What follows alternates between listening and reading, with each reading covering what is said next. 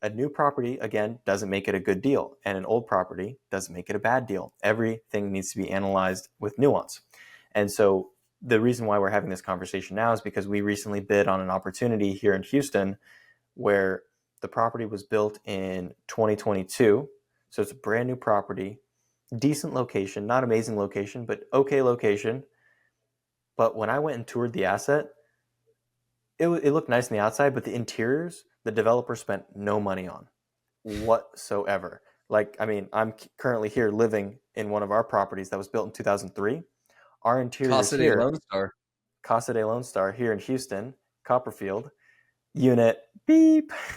Um, this property, built in 2003, has miles better interiors than that property that was built in 2022, right? So if you're just like a desktop underwriter underwriting the deal from your computer, you're like, oh, well, it's a 2022 vintage deal, 150 a door. Oh my gosh, that's an amazing deal. Of course I should buy that, right? Well, if you tour it, you see the location for what it is. If you tour it, you see the interiors and you see it for what it is. And you look at the interiors and you go, well, these aren't nice interiors, okay?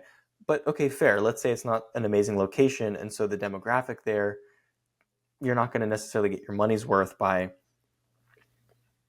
having really nice interiors.